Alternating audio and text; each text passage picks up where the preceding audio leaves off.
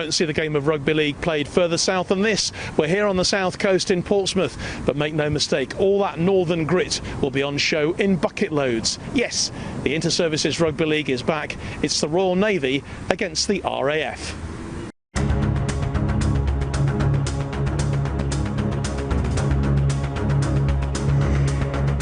On the pitch, an emotionally charged Air Force side put 4 tries past the senior service. Danny Bournes picked out Adam Flintom's kick just after half-time, while Elliot Kerry was awarded a penalty try after being taken out following his own kick through. Sam Breeze, meanwhile, opened and closed the game with 2 typically powerful scores. The Navy's 1 try was scored by Robbie McLean, leaving them well adrift at full-time 22-4.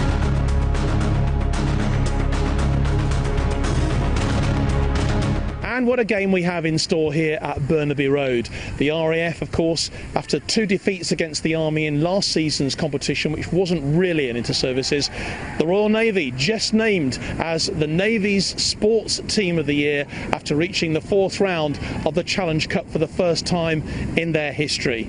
It's going to be a cracking game. Let's get the feeling now, shall we, from the 2 camps, starting with the Navy. Well, Ben, great to be talking to you today, and obviously fantastic to have Inter-Services Rugby League back. You missed out last year, so you must be delighted to be kicking off here at Burnaby Road. Yeah, massively. It's been 2 years since we've played, actually. 2019, but last Inter-Services we played, so we've missed 2. So yeah, brilliant to get back and here on home, like Navy Rugby League as well. It's good for us, yeah. And congratulations, Royal Navy Rugby League, the Navy Team of the Year after your fabulous run in the Challenge Cup last season. Yeah, so we just found that out yesterday actually, that we've been awarded that Team of the Year, but it won't mean out if we don't win this. This is the big one for us, it's Inter-Services, so all focus is still on beating RAF today and then Army next week. Of course, 2 massive games. That's it, yeah.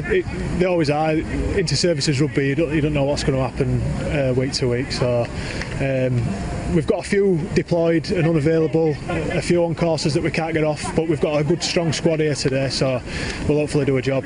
Good luck. Thank you very much, John. Cheers. Well, Ben Miller, great to talk to you today ahead of the Inter-Services. Great to have a proper Inter-Services competition back again, isn't it? Oh yeah, great, yeah. It was good to play the Army twice last year, but it's not as good without all 3 of us. So it is, and now it's back, it's a proper one. Looking forward to it. Well, you say it was good to play the Army, you got beaten by them twice last year, so is that sort of still fresh in the boys' minds? Yeah, it is. I remember saying last year about a lot of young boys coming through and a new squad, and I think we've built pretty well this year, so I look forward to both games against the Navy and the Army. Well, a good win for the Academy lads. They've just beaten the Navy 22-12. Good omens perhaps for the RAF today? I'm hoping so, yeah. It was they've had a good week. We have, as a big squad, we have had a good week. So, and they've had good build-up, few good games, a lot of players coming in, and I think the coach has had a few headaches, which is a good thing with it being a couple of years since it's been in services. So it's been a good week for all, really. So you've got the players you want? Yeah. It's not come to it usually. There's a few missing and that, or people away and things, but no, it has. It's been good. We've been able to we've got our best players in the good positions we need. So yeah. Good luck. Thank you very much. Well, I feel a great sense of anticipation here in the main stand at Burnaby Road as we look on the 2 teams making their way out of the field for this senior match. The first time we've had Inter-Services Rugby League since 2019. The Royal Navy side being led by their captain Ben Taylor as they move out onto the field to stand by for the presentations, of course, and the national anthem. I'm joined, it's great to have with me Flight Lieutenant Dan Spencer, who is our co-commentator for this game. Played in the academy match. You've been a busy chap, haven't you, today, Dan? But also the women's team manager, so pretty delighted with your day's work so far. Yeah, thank you very much for having us. Yeah, it's been a great effort today so far. There's been a lot of hard work to get to this point, obviously post-COVID, and to work ourselves to where we need to be.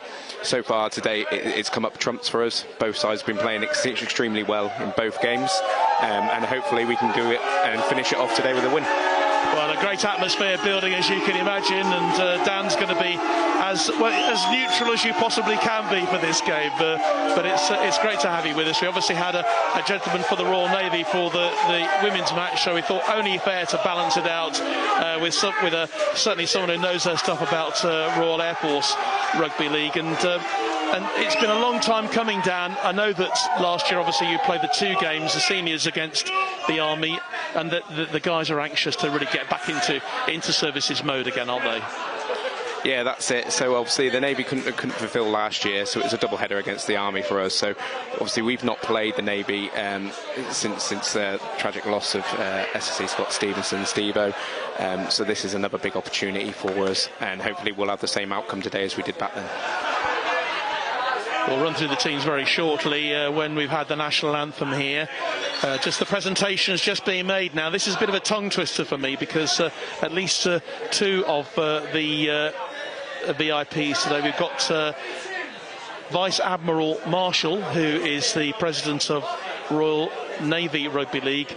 And we've also got Air Vice Marshal Marshall, who is also the president of the RAF Rugby League. So I think there was a thought that Air Vice Marshal Marshall's wife was going to be here too, who is also an Air Vice Marshal, but she's not here with us. But good to see the presentations being made now. The 3 officials, well, they've all been very busy gentlemen actually. Peter Parker is the official. He's going to be the match official from the Royal Air Force, with Paul Greenwood of the Army and Pete Smith from the Army as well. Now, Pete, of course, has already refereed the Academy match. He was also on the line for the women's match, so he must be super fit, mustn't he? Yes, absolutely. He had a fantastic game refereeing against the Academy. There were some niggly moments, but he managed to keep us all in check and make sure we finished the game off strong, and then went straight into, obviously, helping out with the ladies. Yeah, and Paul Greenwood was the match official. He was the man in charge for the women's game. And if you've just joined us, I need to let you know that the women's game ended with a victory for the RAF by 24 points to 20. At one stage they led by 24 points to 10, but a really great fight back from the Navy, scoring their 3rd and 4th tries right at the end. Very nearly got themselves back into the game, literally the final moments. But also a really good victory as well for the RAF Academy, winning by 22 points to 12. You'd have been pretty pleased with that one, Dan. As you said, a good day's work for you already, and obviously from your point of view, hoping for a hat-trick of victories. Yes, that's it, absolutely. So obviously it was a very tough end to the ladies' game to watch from our side, trying to hold out till the end, and thankfully we made it all that way. A couple more minutes may have seen a different outcome, but the ladies really dug in and held themselves accountable and made sure we got that win. The Navy ladies also doing exactly the same and putting in a really good shift, and it was a very great contest.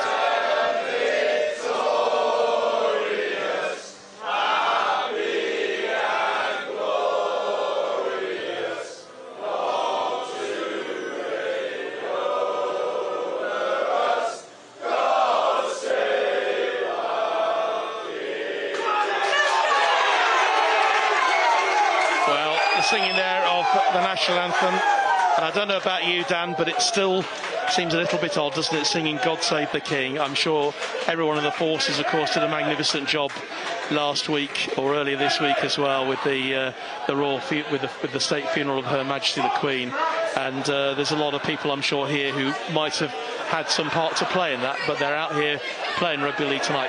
Let's just run through the 2 teams, shall we? We'll start with the Royal Navy at their number 1, Sean Houghton. Kinney Dakaluga is wearing number 2. Gavin Duffy is 3. Jack Bartle at 4. Mike Holdenby is 5. Darren Bamford, Daz Bamford, back in the side. You can't keep him down, can you? At number 6, Rhys Joel at 7. Jack Ray at 8. James Tilley at 9. Johnny Griffiths 10. Brodie Lee Butler is wearing number 11. Matt Holland wearing number 12. And Ben Taylor, the captain, at number 13 as they lose forward. As far as the Royal Air Force is concerned, their fullback is Kieran Prescott, wearing 25. The number 1 jersey, of course, has been retired permanently in memory of Scott Stevenson, who I know Dan knew very well indeed. We've got James Peach at number 2. Left centre is James Crabb. Right centre is Jute Tapua. Right winger is Masi Razoki, with Nathan Barker at standoff. Number 7 is Elliot Kerry. Number 9 is Corporal Liam Bradley. Wearing 10 is Adam Middleton. 11, Steve Kilner. 12 is Connor Morris. 17, Ben Mellor. and we'll run through obviously the interchanges as and when. But we are up and running here. It's the third match we've had here this afternoon at Burnaby Road in this Inter-Services opener for 2022. Royal Navy in their traditional dark blue and white hoops, with the RAF wearing dark blue shirts and their mauve shorts. Important obviously to get early points on the board here, but here's Ben Taylor. Goes to ground. Lovely kick forward for the Navy. Daz Bamford.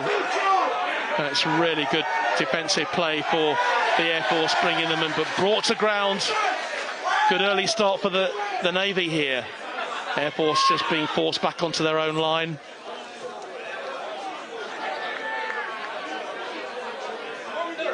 Second tackle, remember 6 tackles, and then the ball has to go back to the opposition.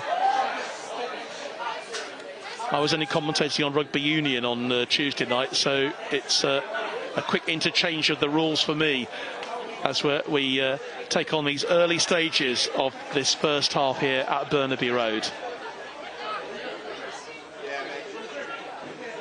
There's the Air Force captain, Ben Miller.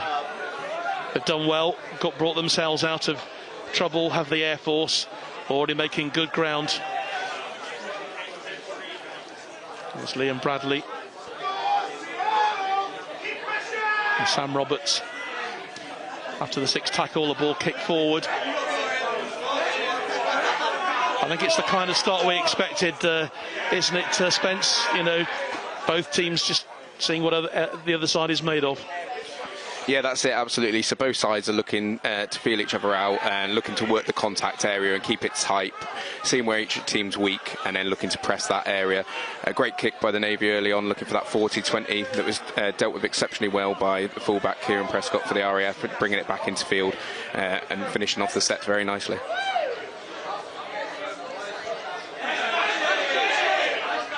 Taking 3 men to bring Dakaluga to ground, but he does make it in the end. Here's the number 6, Daz Bamford. Not sure when he's going to retire. He said he was going to retire last season, but he's still there for the band of brothers. And of course, those of you who maybe don't know, the Royal Navy have just announced this Royal Navy Rugby League team as their team of the year, along with the women as well, for the work they've done in the community. Here's Bamford again. Grab a kick forward, but it's picked up and once again collected by the Navy as Ray is brought to ground. Or rather, James Tilley. Bamford, centre everything. Chance for an early score for the Navy, and they have got it. It's Reece Joel who's gone in for the early try. And what a start for the Navy. Great work, and the man behind it all, Daz Bamford, that was fantastic work from him. So the Navy take an early lead, 4 points to 0. And it was brilliantly taken by Reece Joel. So Spence, a bit of an early warning then for the RAF here. Yeah, I think early days, the guys had defended very well. The Navy worked one side and saw that there was overlap to work on that area. We drifted quite well, but that far out from the line, quick hands, saw the Navy exploit that area and score in the corner very nicely. So just over 4 minutes played here, and the Navy with a chance. Bamford will take this attempt at goal.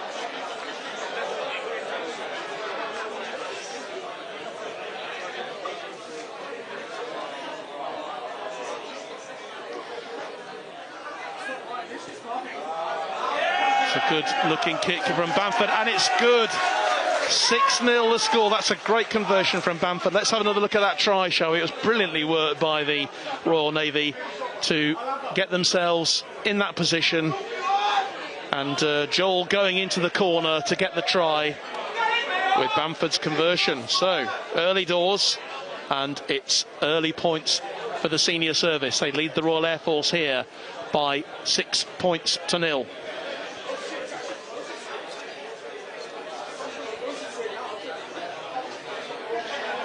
Speaking purely as a neutral, Spence, you know, it's always good to have an early score, because it usually means that both sides are really going to be going for it.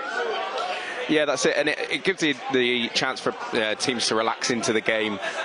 Normally you find it can be quite a tetchy affair if nothing happens for a good 20 or 30 minutes, but I think today we'll see some good scores and some good work from both teams.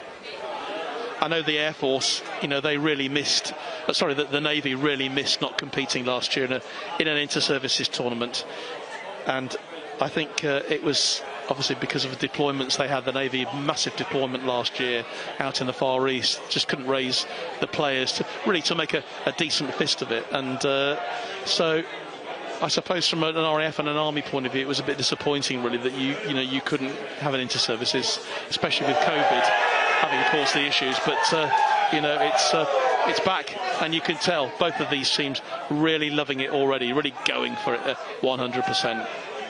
Yeah, there was a great carry there by the Navy with an absolute shot on from Adam Middleton there for the RAF. Daz Bamford, I don't know how old he is, but he's already running this game at the moment from a Royal Navy point of view, just creating so many opportunities already. He kicks the ball, gets the ball with the boot in that standoff position, so important, of course. Ooh, great tackles coming in there from Tilley. A combination of Tilley and Brodie Lee Butler. The Navy have it, just one tackle down.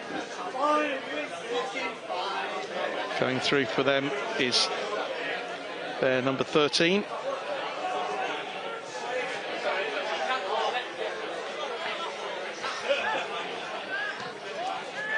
Kick forward. That's a really good kick as well. Has to be collected though by Dekaluga. Well challenged by Crabb.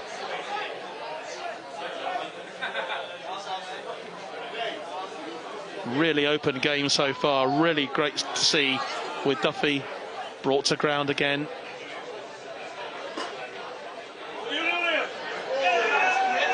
Challenge is really going in thick and fast. Tilley outside of him too. Holland, and he's tackled. Referee says that will be a scrum down. No sign of any panic at the moment amongst the light blues. You know, early doors, still plenty of time, and they'll be confident they can get back into this game reasonably quickly. Yeah, RAF's defence has been very strong. Navy already look like they're willing to throw the ball around and try and work some areas and find some holes. Thankfully, the RAF are sticking to their guns and working to their strengths. And if this continues, I think it'll be a good affair. So scrum down just inside the Navy half.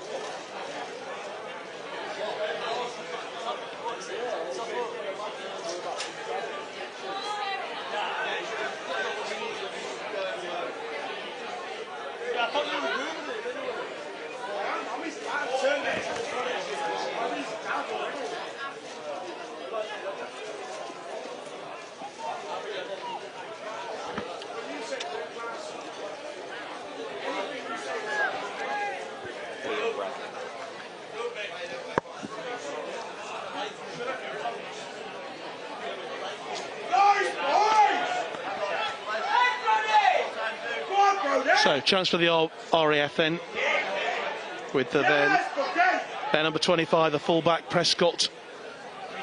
There's Bradley. Out of play it goes. Good work for the Navy defence, but it will be an RAF ball.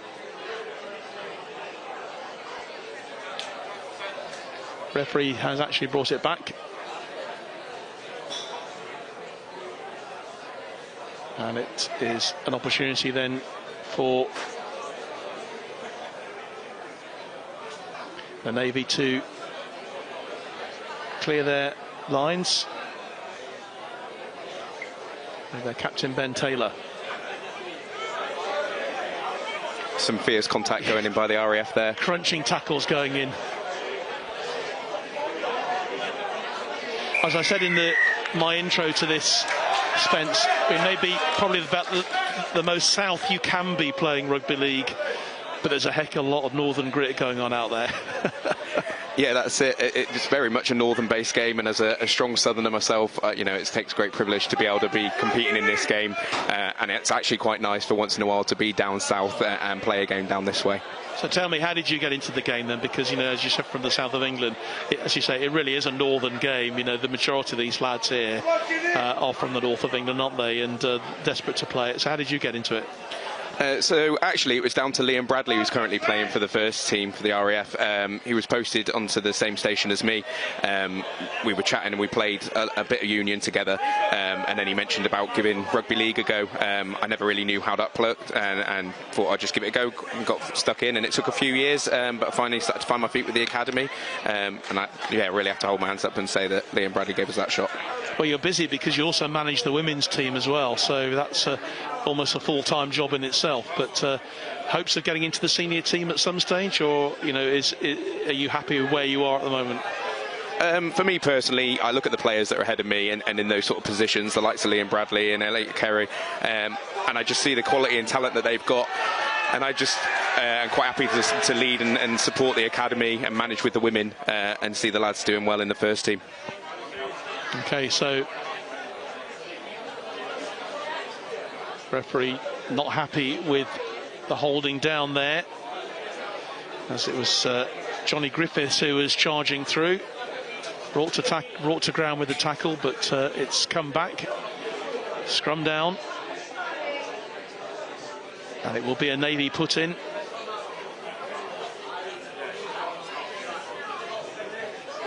Just outside the 20 metres. It's the RAF put in, they have it. They bring it forward. James Crabb there with the strong carry for the RAF, but well dealt with by the Navy. Here they go again, looking for an opening. It's the strength of the tackling. 3 players bringing the man down.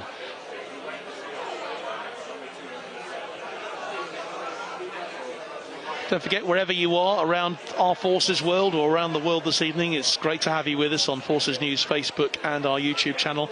Also on the BFBS Sport channel tonight if you're overseas. Great to have you with us. Please get in touch, let us know where you are. Give you a mention, why not? Kath is looking after the social media things. That was an extraordinary tackle there from the man himself, Darren Bamford. My goodness me. Yeah, RAF very unfortunate there. It looked like the Navy seemed to be straying slightly offside, but they're working the ref very nicely and trying to work the areas. The play was read extremely well by the Navy, pushing through and putting a great hit onto the RAF's fullback, Kieran Prescott there. Well, so you wouldn't believe Daz Bamford. I think he's well into his 40s now. The Navy standoff, and he was injured last year and unable to play his part in the Challenge Cup. Referee's going to bring that scrum back. Just went a little bit too far over, I think, into the Navy side, but they'll get the chance once again. Right on the halfway line here. Navy leading by 6 points to 0. A Joel try after just 4 minutes, converted by Daz Bamford. And to be fair, the RAF haven't really threatened yet anywhere near the Navy line. It's been great defence from the Navy, but we've still got plenty of time to go. Yeah, the game's definitely building for the RAF. The Navy seem to have settled in very nicely and are working their plays and are being very well controlled by their number 6. RAF seem to just be taking their time, building slowly into it and trying to get their cohesion and work out where to press. There's Ben Taylor again, the captain. Lovely drive through from Taylor as he comes down to ground. Here's Bamford. Lovely ball out onto the... And I think it was a foot in touch, wasn't it? The referee has said that will be no try, but a bit of a classic movement there. Yeah, an unfortunate one there for Bamford. It looked that the ball strayed a little way forward, out wide, but the pass was definitely on, and it appeared to be quite well dealt with by the RAF's drift defence. Well, we played a quarter of an hour here at Burnaby Road. Royal Navy leading the RAF by 6 points to 0. And they are in the ascendancy at the moment, but the RAF now with a chance to build themselves with another set of 6.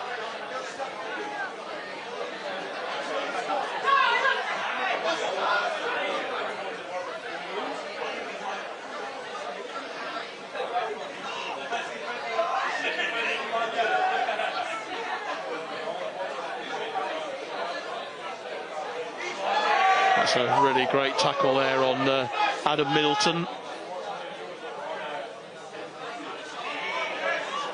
On the 6th tackle, the kick forward from Kerry, only into the hands of Navy fullback Sean Horton. Drives forward across the 40 metres, or towards the 40 metres. Navy again. Strong tackling from the RAF. Ben Mellor, the captain, wearing number 17.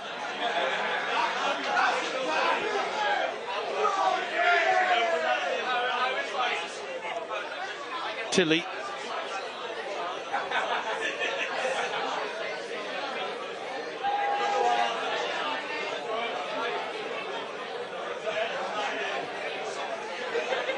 And here he is again. Chance then for Griffiths.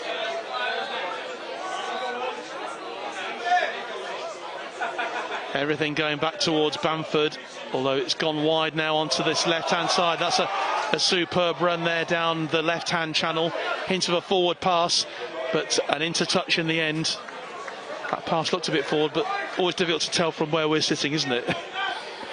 Yeah, the joys of playing on the league, we always look to play on the line, so passes can sometimes look more forward than they actually are, and sometimes they are forward, and it just depends on what the ref is able to pick up at the time. RAF there dealing well with the drift defence again, but being caught quite wide out. I'm going to have to start looking at that, but the tackles and first up shots have been fantastic. Johnny Bright says, may the best team win. Of course, that's what we would always say. Gentleman sat alongside me, Dan Spencer, will probably say yes as long as it's the RAF, but we're keeping ourselves totally neutral here. Into the rather a high tackle going up there. The referee has allowed play to go on. It was Gavin Duffy who might have been guilty of rather a high tackle, but the Air Force bringing it just onto their 20-metre line. And, well, the Navy are celebrating. Did that ball go forward? I don't know. It's a scrum anyway. Navy will have the put in. Not sure what the referee spotted there. Maybe you can enlighten me on that one, Dan. Yeah, it was quite a difficult one. There seemed to be a few hands in the ruck there. I think it could have gone either way. Navy worked it very well, and sadly Peach seemed to lose the ball slightly forward. Ball goes in, goes wide onto that left-hand side. There's some overlap here, real chance for the Navy. Gavin Duffy. Good tackling though good defence from the Air Force, keeping him out. Did that go forward? Everyone wearing a light blue shirt in the crowd here seemed to think it did, but the referee says play on. Drive for the line now from Johnny Griffiths.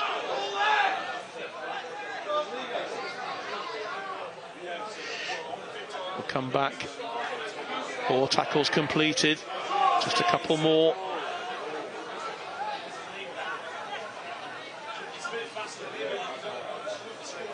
Great ball wide onto the left-hand side.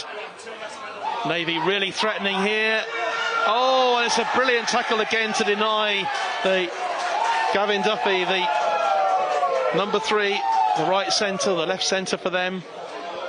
Yeah, fantastic cover in there by the RAF with Massey working it out wide as the RAF look to bring it back. We seem to be getting pressed quite well on that left side. Navy seem to be working it very well. It might be an area we need to look at. Well, I must admit, I thought they were in there for that second try. It was definitely a point-saving tackle, no doubt about that. Looks like another one that's gone fairly high there onto the RAF number 2, Peach. And referee Peter Parker is going to have a word, I think, just to make sure. Yeah, words being had. Quick word with Ben Taylor, the Navy captain, just so he knows exactly what is going on. High tackles just not allowed, mustn't be allowed. It's such a danger, and that will be a penalty to the Royal Air Force, which Kerry will take. Makes some good ground into the Navy half of the field. Yeah, the RAF captain there making sure his voice is heard with the referee, so he knows he's there and he's not quite happy with the way in which the rucks are being dealt with at the moment. We'll wait to see if that works well for us or not.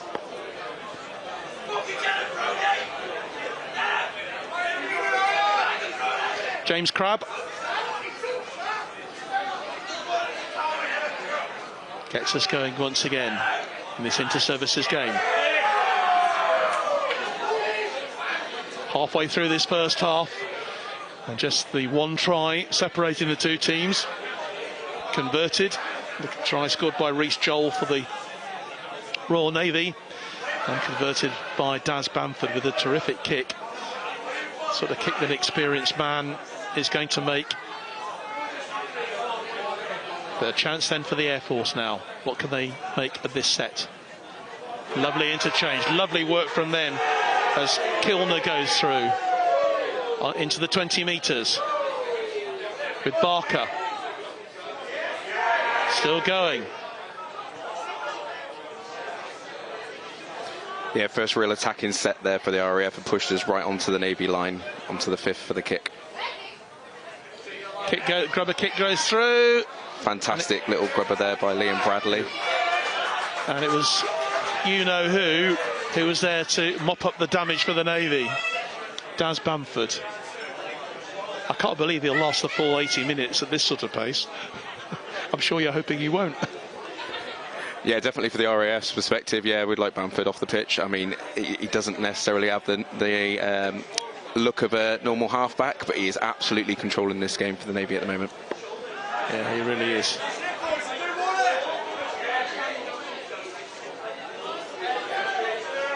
But another set of 6 here for the RAF. Let's see if we can pressure again. With Peach.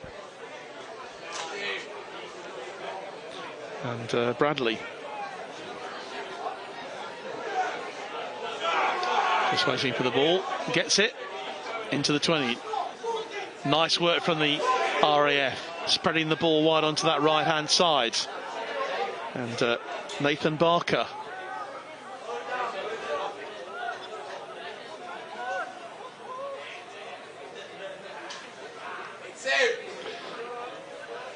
That's a lovely little run from the halfback. He's eventually brought to ground. Yeah, Kieran Prescott's dancing feet there, making great movement.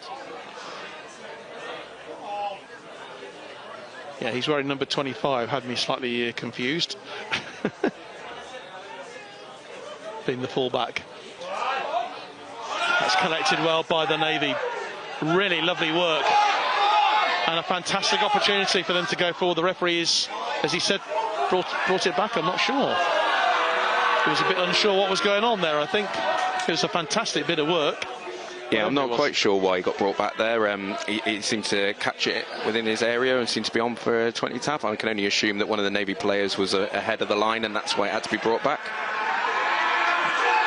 Great defence. Great drive from the RAF into the 20 metres. Fantastic hit there by Liam Bradley. And again there by Sam Roberts. Yeah. So here's really no quarter given by either side at the moment. This is terrific rugby league.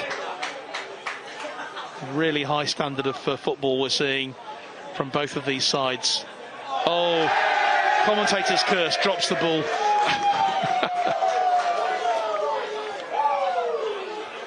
I must admit, Spence, we were expecting rain here today, and it's been a beautiful day here in Portsmouth. Been very lucky. The weather has been really kind. That's brought the fans out tonight, hasn't it? It's good to see so many people here enjoying the game. Yeah, it's clear to see that both teams that have already played, it's nice to see them hanging around and making the most of the fantastic atmosphere and the game that's going on at the moment. And as we said, you won't get a better rugby league atmosphere in the south of England tonight than you'll be getting here. And we hope you're enjoying this game. It's very, very tight indeed from both of these sides. But if you've just joined us here on Forces News Facebook and YouTube and BFBS Sport tonight, I can tell you that the Royal Navy lead by 6 points to 0. But the RAF are looking to get back into this game as quickly as they can. Number 20 there for the RAF, Kev Rakiao, has just come on, first carry of the ball, sets his stall out early doors by putting one of the Navy guys on his backside. I think he's the first of the interchanges, isn't he, for the Air Force tonight.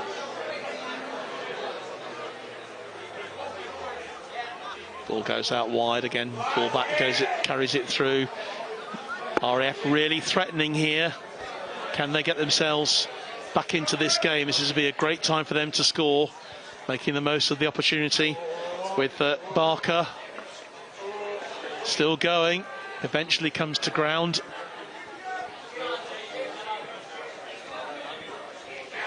Once again, Liam Bradley controlling things in the middle there with a little stab through. Dealt well with by the Navy. Yeah, they have it back. So they've now got the 6 tackles to get themselves out of trouble. Ben Taylor driving through, the captain. Obviously the RAF would have liked to have scored there, but it's great to turn the ball over in that position. It forces the Navy to have to work out the 80-90 metres for a try. Which they've done pretty successfully, but being forced back.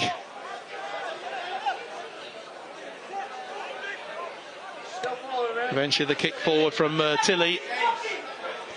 Deep into RAF territory now. And here's Prescott. Runs into a bit of trouble in the end. But he collected that ball really well.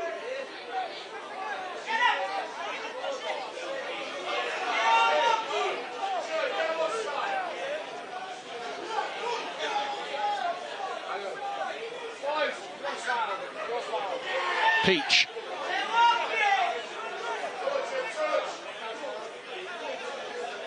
Bradley again. Runs into a brick wall of senior service players. The Navy now onto the across the halfway line, or the RAF rather, across the halfway line. What can they make of this? Running out of tackles there in this set, unfortunately for them. Kev Rakiao looking for the ball again, another strong carry finding his front. Real power there in him. Elliot Kerry. Ball goes through wide onto the left-hand side. Eventually saved by the Navy, but my goodness me, that was quite tight, wasn't it? Yeah, that was a fantastic effort there. It just shows what getting on the front foot can do for you. Elliot Kerry there putting a fantastic kick through that seemed all its money to be on for a certain try. So, Kath, what can you tell us on social media? Who's watching tonight? Well, the funniest thing, John, is that the conversation going on the YouTube channel is a bit of confusion about whether it's rugby league or rugby union. But thankfully, Carl Dixon has stepped in and put them all right. They seem to think they were playing some different rules, but that's what I could take from YouTube. But quite a few people watching on Facebook. Hi to Stuart Bland, if you're still watching. He of rugby league, anyway, military rugby league. Hoofing, standard. You're going to get that when the Navy are involved.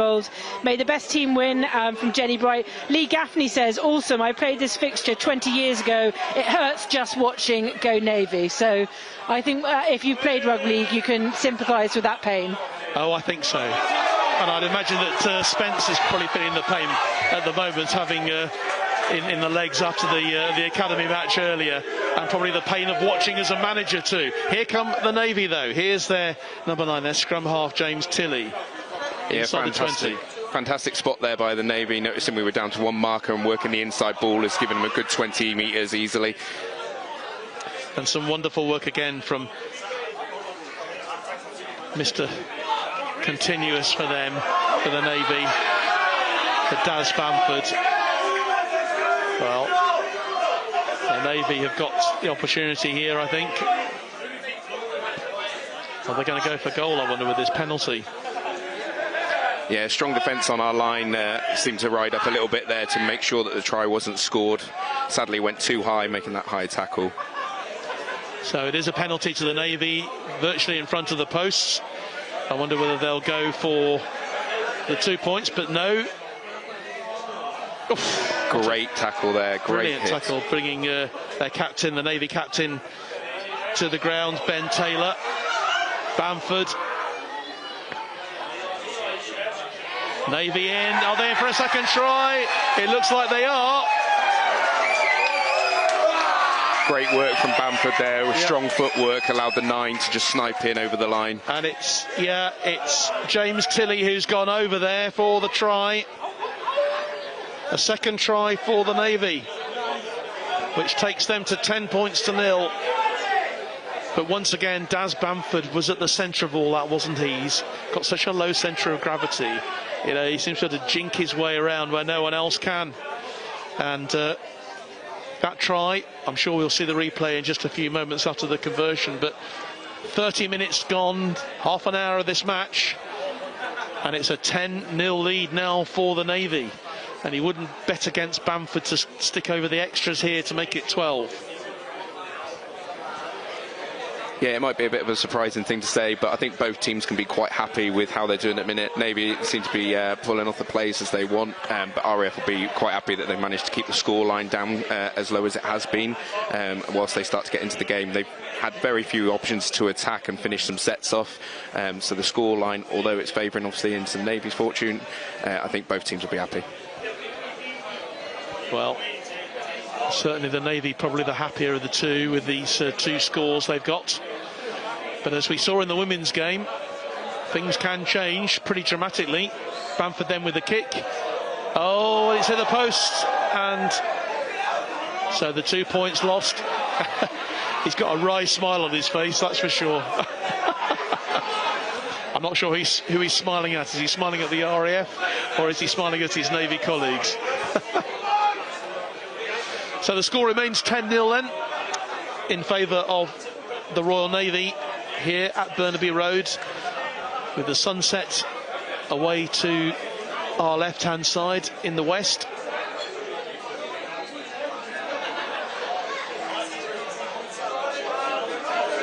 Or rather the red sky anyway. RAF restart, and a chance then for the Navy once more with Captain Ben Taylor.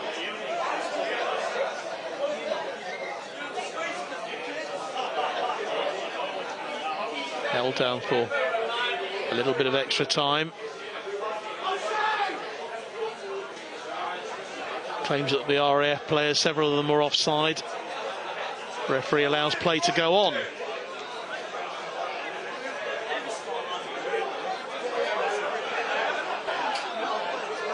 Tilley and Bamford. And Lee Butler. And here's Tilley once again, scorer of the second try. Kicks that ball forward, it's a really good kick. Chased by fullback Prescott. Marauding dark blue and white hoop players chasing after him. Bring him to ground inside the 20-metre mark.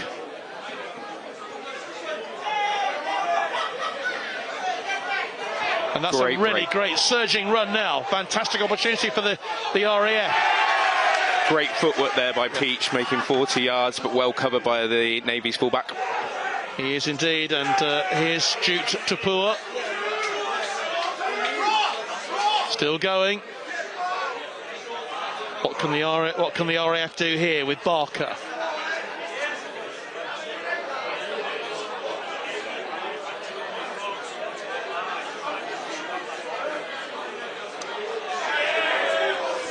Captain Mellor brought to ground, the loose forward. Referee will have words. RAF captain there, making sure the referee was fully aware of the high tackle as it came in, talking to him whilst he's in the midst of contact. You know, by and large, it's been a really fair contest so far, hasn't it, Spence? I mean, I think we've, you know, tough tackles obviously you would expect, but it's, you know, a couple of high tackles, but it's been pretty fair stuff so far. Yeah, both teams trying to play in the spirit of the game. Currently the Navy seems to have that killer instinct at the end and finish it off. Hopefully now we can look to see the RAF pressure hard here. But yeah, for both sides, contact's been strong, carries have been strong. And what can the Air Force do here with Racchio? Makes plenty of ground. Mellor.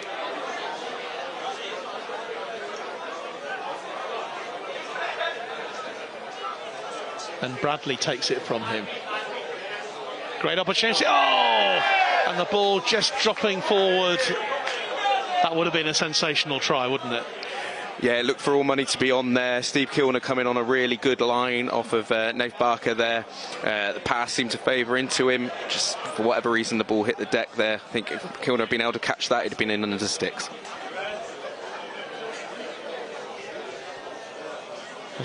As it stands, it'll be a scrum to the Navy, and we have around about 5 minutes left in this first half here at Burnaby Road, with the Royal Navy leading by 10 points to 0. A couple of tries for them so far. The Air Force haven't been able to cross over. Some really slick, tough defending from the Royal Navy to keep them out. Navy have come out of the traps, firing on all cylinders here. Taylor takes the tackle. Also known as the Yorkshire Pros, if any of you follow his Instagram and Facebook. The Yorkshire Poet, or the Yorkshire Pros as he's known. It's a brilliant kick to take the Navy back deep into RAF territory. No answers at the moment, are there, Spence, really, for the Air Force? The Navy is so strong in defence and, you know, so slick and quick out on the attack. Yeah, Navy just there checking to see if that was possible. 40-20, ref waved it off. They were out in their 50. But yeah, the Navy seem to be a lot more clinical. They're finishing things off. RAF at the minute seems to be a bit of our own worst enemy. We're getting into good ball area, attacking very well. Great lines. The passes and the catches just aren't coming off at the minute. But hopefully that will work in the later game. Ball drop there, but it's an RAF man who's fallen on it. And they'll attempt to clear. That's referee Parker. Yeah, Navy has been working the ref very well with the offside line, keeping them off. Just pushed it a little too far on that occasion, and she gives the RAF an easy out.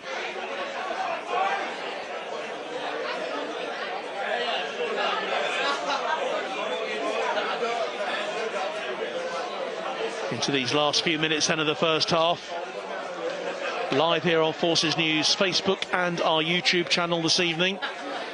Wherever you are around the world, it's great to have you with us tonight for an evening of rugby league action. The first Inter-Services Championship since 2019. And great to see the Navy and Air Force making such a really tight fist contest as we expected, and we've seen two great games already here at Burnaby Road, with victories for both the RAF Academy and the RAF women's teams. But at the moment, in the senior men, it's the senior service who have the 10-point advantage. Yeah, another example there by the RAF, some fantastic lines. Liam Bradley commanding it in the middle as always, hitting out to T with a great line. Navy seemed to work the ball free there.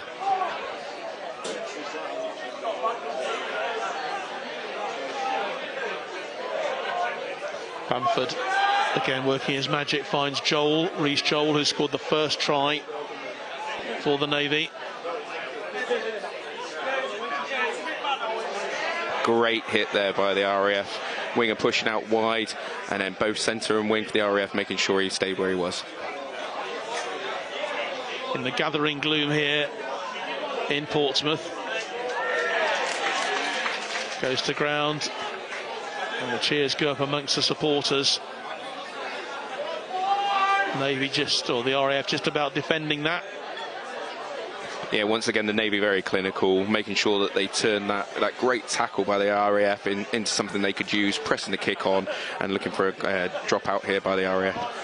I'm sure Steve Lockton will be absolutely delighted with the way things have gone so far for the Navy. I wonder what Gary Dunn's going to be saying to his players at half-time as we approach that half-time whistle. More of the same, or they just got to be a little bit more clinical when they have the opportunities.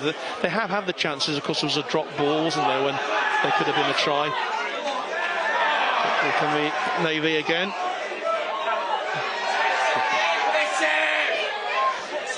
Yeah, I'd love to be a fly on the wall at the half-time, but personally, watching the game so far, I think Gary Dunn will just be saying just to tighten it up, keep hold of the ball, finish our sets, because when we are holding the ball and working our plays, we're looking strong.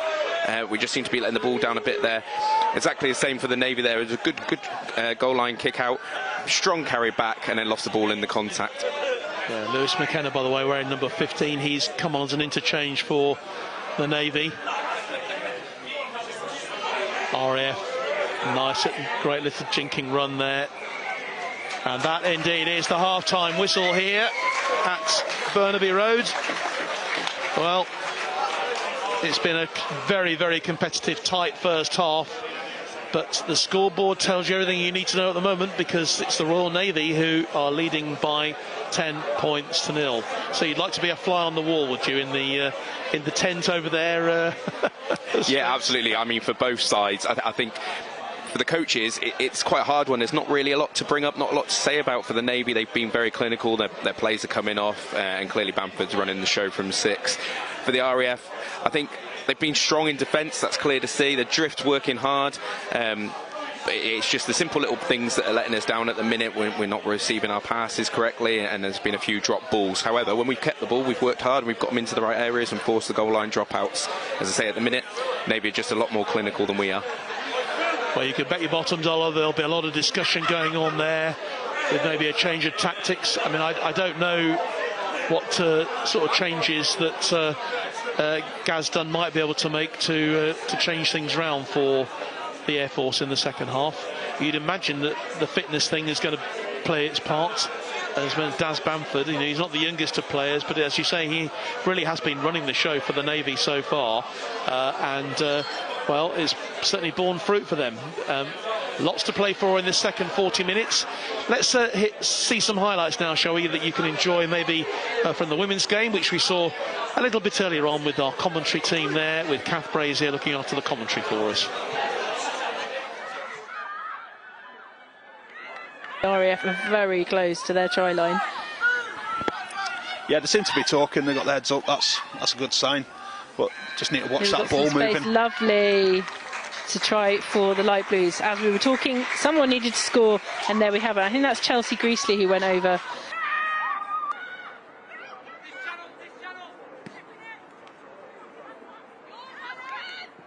Oh, that could be a take. Maybe we can get that down. Wonderful. Brilliant. I mean, lucky, but that was well picked up. Really lovely finish. Yeah, it was a lucky bounce on that one. Lucky bounce, but it was missed by an RAF player. It should have been taken by the RAF. Alex Barnes here through the middle. Lovely run, absolutely lovely run. She's controlling it. She wants to go all the way. She's put it down. Fantastic. Right in the corner before she was taken off. Royal Navy making the most of that distance they made on that kick, but really need to get these tackles in. Lovely. Absolutely. Just breezed through 2 tackles there. Absolutely took it to the Royal Air Force. Lovely try from the Royal Navy. And that high ball again at the end of a set. That may well fall for Alex Barnes, and she is over! Wow!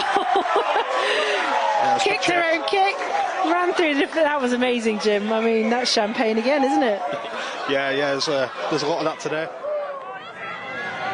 And the RAF are firing and using that high ball tactic again. Alex hoping to pick up her own kick, which she has for a second time. Yeah, well done, Alex Barnes. they're definitely seeing the gaps. Yeah, they're keeping up that strength, and that confidence has been something we've seen a lot of. Oh, they've got the space here, the Royal Air Force, and they're over again. Another score for the Light Blues.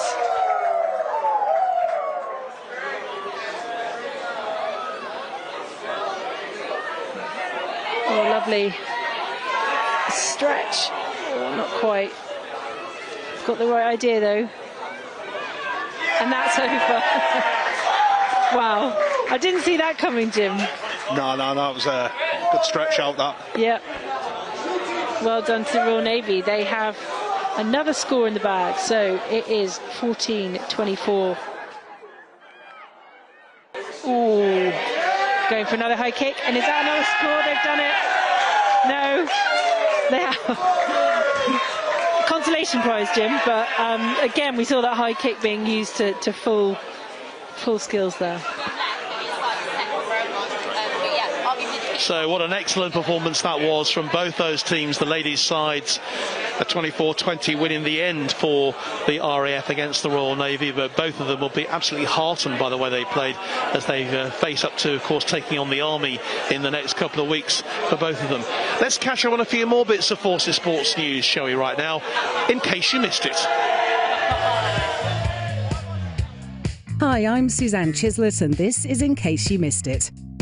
There's a real rugby feel to this week's In Case You Missed It, with plenty of RAF representation in the upcoming Women's World Cup. Amy Cocaine's been named in the England squad for the delayed tournament in New Zealand. Flight Lieutenant returns to the country where she grew up with one of the pre-tournament favourites, following England's recent run of 25 consecutive Test victories. Across those 25 games, there's been a lot of depth. You know, we've played so many different varieties. Whatever 15's on that pitch at the time, hopefully we'll get the job done. You know, as a nation, they love rugby, but yeah, personally, having lived out there for 8 years, hopefully see some familiar faces. Yeah, I think the whole thing's just going to be an amazing tournament. Amy's RAF colleague and Harlequins teammate Sarah Bernard is also on her way to New Zealand. She was named in the Scotland squad last week. It's the Dart Blues' first World Cup in 12 years. From a preparation perspective, we've had a few months together now to train, which we haven't had before, which is hopefully going to put us in a good place come the tournament. Yet another RAF star, Carys Williams-Morris, will be there, this time in the red of Wales. The former England back recently made her debut for the country of her parents. New rules allow eligible capped players to switch allegiances after a 3-year stand-down period. It's kind of the last few months has been the first kind of taste of professionalism. The girls feel really good and really positive about it, and we just want to go and do a job out in New Zealand. Sticking with rugby union, and the Army have named a new head coach of the women's senior team. Sarah Mitchelson from the Royal Logistic Corps has 34 Army caps and played more than 200 times for Wasps Women. The Warrant Officer Class 2 is a Level 3 qualified coach.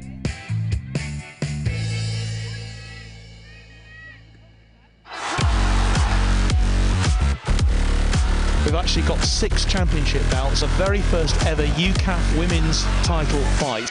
She got the legs, yes, take it all the way. What a lovely run. In the third and final period, the Army ran riot again. There's nice symmetry in there. I know, it's weird. It's almost like they've done it on purpose. Yeah.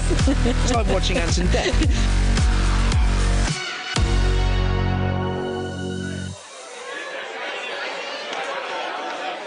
Well, your timing is immaculate because both teams are coming out onto the pitch for the second half here at Burnaby Road, with the Royal Navy leading by 10 points. And it was actually Kinney Dakaluga who scored the first try for the Royal Navy, so apologies to Kinney for getting that wrong. I thought it was Gavin Duffy who'd gone over, but actually it was Kinney who got it.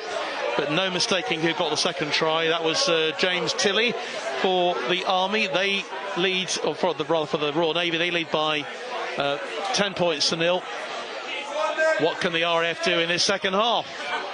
Obviously, we have the sun has disappeared. Really, we're under the floodlights here now at Burnaby Road, and we're looking forward to as good a second half as we had in the first half, joined by Dan Spencer, Flight Lieutenant Dan Spencer from the RAF Academy team, and also the team manager of the victorious RAF women's team from early on as well. And Dan, I think we'll be looking straight away for the RAF to make an impression, won't we, in this the early moments of the second half? Yeah, absolutely. They've obviously set their stall out early here, and they're pressing hard in good ball area. And immediately they're on the attack. Dakaluga on the ball. Gets it straight across the field. Good tackling though from the RAF, as the Navy now bring it across the 20 metres line into a wall of light blue, or rather dark blue and purple players. Important early moments then in this second half here. The Navy with a 10 points to 0 lead to protect. There's Tilley, the scrum half. Ball goes out wide onto the right. This is a great run now from Ben Taylor, the captain, rather, from their number 9, from Tilley. Still going, the Navy. Oh, they're in for a try, and that is a fantastic third try for the Royal Navy. Well, they'll be absolutely thrilled with that. An amazing break, really, down that right-hand side, and they're over for the try.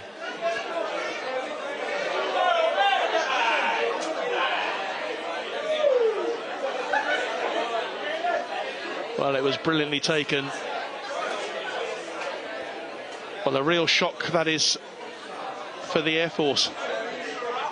Yeah, it was great work there by the Navy. They pressed it down that right-hand side, put on a great play, made a good break, and then were happy to move it for the hands and make sure they finished off in that corner.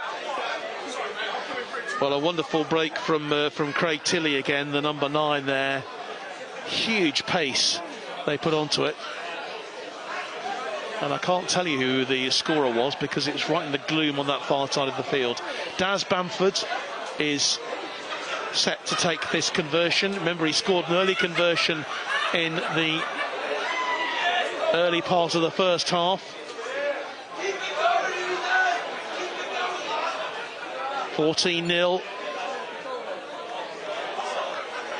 And the conversion is missed. Yeah, James Tilley is the... We've got Craig Tilley working for us, actually. He's on the camera for the very first time this evening. Craig, good evening to you. I'm not sure if it's any relation whatever, but with a Royal Navy background, who knows? John, with Brodie Lee Butler has been getting a lot of love on Facebook. Damien Clayton says Brodie Lee Butler is ripping it up. Matty Gaskell says the Ginger Pearl, Brodie Lee Butler, and he's Butler's #1 fan. So there you go. Well, I'm sure he'd be hoping he might actually get on the score sheets for the Air Force at the moment, but it's the Navy who have increased their lead in these opening moments of the second half here, and it was a brilliantly taken try in the end. Great team game from the Navy.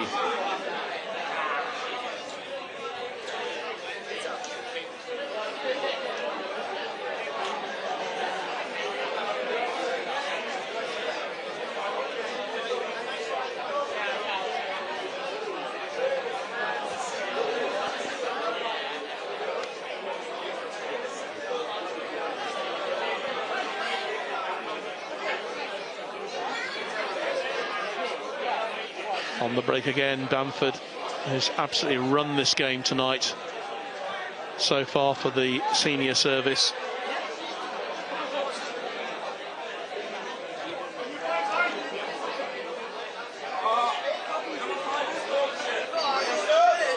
Under the posts for the RAF, and that's a good recovery from Rizoki there. Job with the rugby balls, you're never quite sure which way it's going to bounce. And he did really well to bring that clear for the Air Force.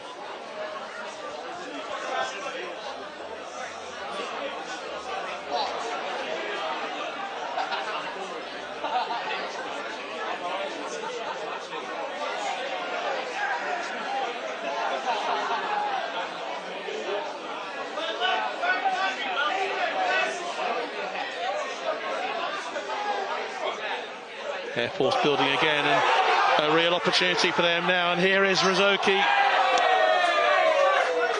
The Navy bring it clear again. And that's a super run from them from there. Number 1, Sean Horton, the fullback.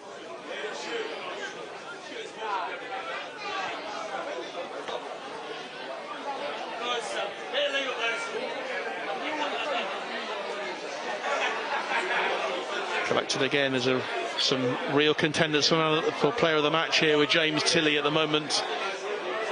Looking really strong. The forwards really driving away again for the Royal Navy. Here's Bamford. Cross field. And Holland.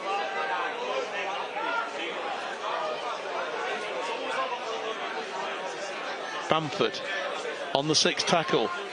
It's the kick forward. That's brilliantly collected by Peach there. James Peach did really well. Wasn't sure where that ball was going to bounce. But the longer this game goes on, 14-0 to the Navy. The RAF, so important they get the next score, isn't it really, I think, Spence? Yeah, absolutely. We need to start getting our points on the scoreboard now. We made a fantastic break down that right-hand side. One-handed pass back onto the inside to Kieran Prescott. Just went behind him. Had he been able to collect and gather that, would have been under the sticks. And here go the Navy once more. What a hit that was. It took a double hit to bring him down. Tilley. Right on the 20 metres.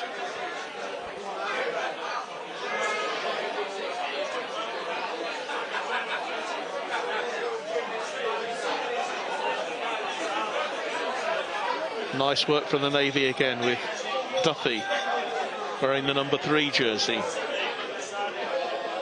Tilley. And Johnny Griffiths.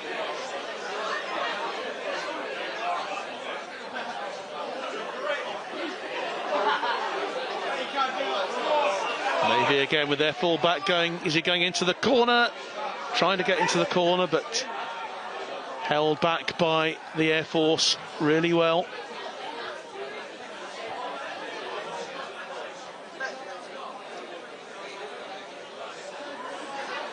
The Navy are threatening once more, aren't they, Dan, here? Looking very, very strong. Yeah, they've been doing it all game. Very clinical side, very, very happy to swing the ball around and move it from wing to wing. RAF having to drift hard and cover themselves to make sure they make them tackles, and well held up to stop another Navy try there. I'm just looking at Steve Lockton over that on that far side with the bobble hat. He's a happy man at the moment, and here's James Tilley. Done with the kick on the 6th tackle, but it's collected once again by the Navy. The Air Force, they will have it. They will have the scrum.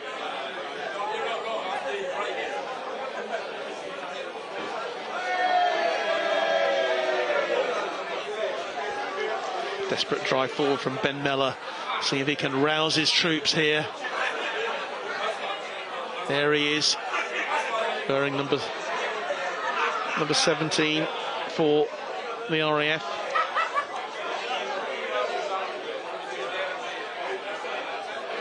RAF doing really well here to work it out from our line. Navy pressured really hard, kept us on our try line, so we've got a long way to go to get to the other end, but at the moment we're doing good work with that, and a fantastic break down the left-hand side, covered well by the Navy into touch.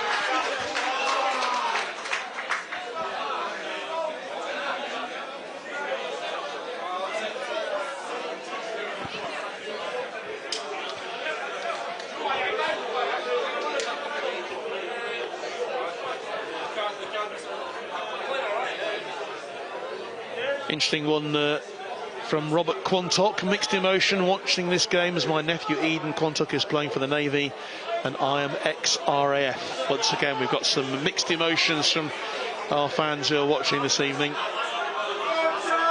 Richie Metcalf saying that Horton doing so much great work to save Navy a few times and also attacking very well. Yeah, he's playing really well, the Navy fullback. as are the whole Navy team. Steve Lockton has really got them operating as a terrific unit here.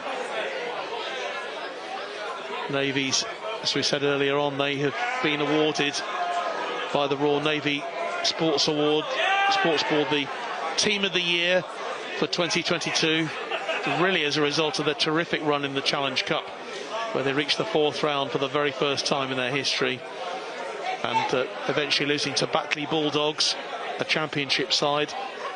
But they were certainly not disgraced on that day. Produced 3 fantastic victories in the early stages of the competition, going further than they've ever gone before.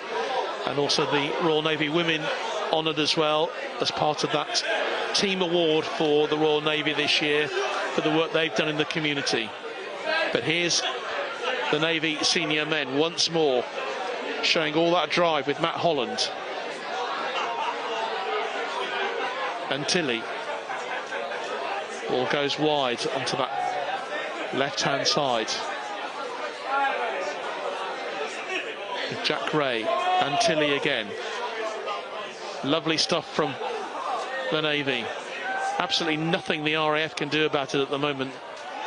Terrific possession. And the Navy have won the ball. So they've got another set of 6 here. Yeah, the RAF are own worst enemies at the minute. And that's 2 penalties back-to-back for messing around in the ruck play there. So Tilly takes the penalty and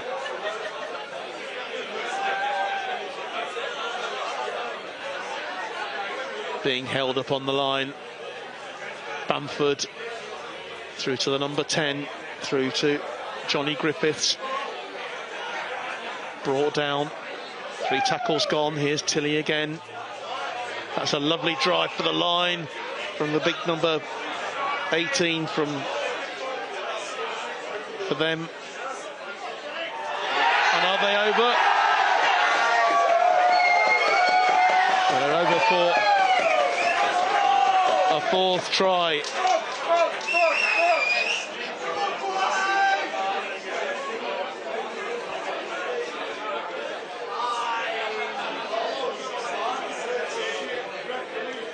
And on the floor at the moment is the RAF captain, Ben Miller. But you can't say it hasn't been coming.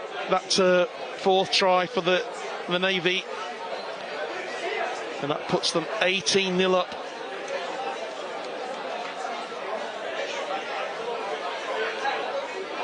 Congratulations all round for a terrific team try.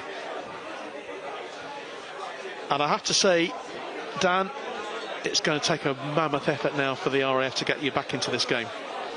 Yeah, absolutely. We're getting into that stage of the game now where we've got almost nothing to lose. I think that will only benefit both sides as we're willing to start throwing the ball around and seeing what we're capable of. It's just a simple case in this game of keeping to the basics and finishing your sets. At the minute, the Navy are more clinical with that net, and they're actually getting through the sets quite comfortably.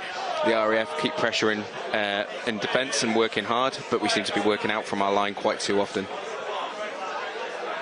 Well, Daz Bamford just waiting to, presumably by his standards, pop this one over, and it's not looking good, unfortunately, for Ben Mellor, who's having to be helped off the field.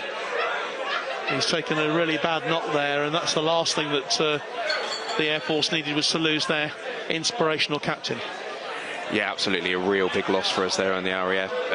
Ben Mellor's been leading the side throughout all the seasons that he's been involved. Fantastic player, leads by example, and he'll be a big loss to the RAF.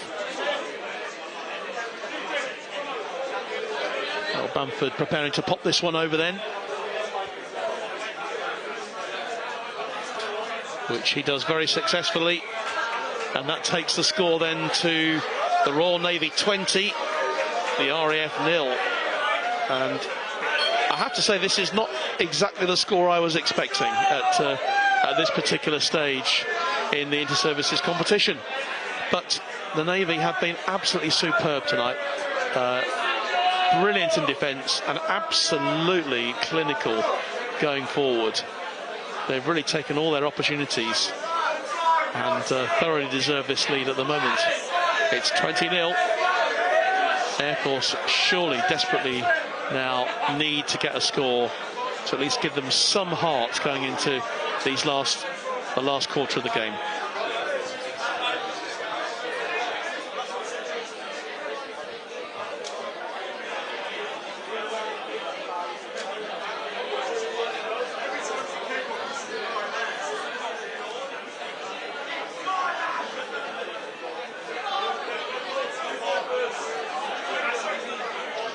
Mention from Damien Clayton, who I'm sure is watching tonight. Good evening to you, Damien. Mr. Rugby League in many one's eyes. Obviously very much involved now running the game at UK Armed Forces level, but an RAF man through and through, let's face it, Damien. And he says that seals it. Best player on the park. Great knock from Tilly. Couldn't agree more. I don't think he's been absolutely superb, particularly in this second half. Carl Jones, first time watching, enjoying the game apart from the scoreline, he says. And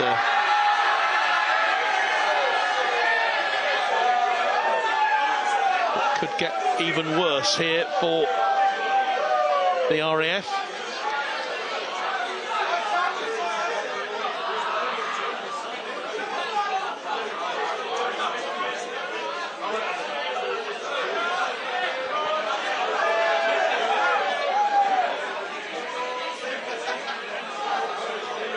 So they now have a set of 6.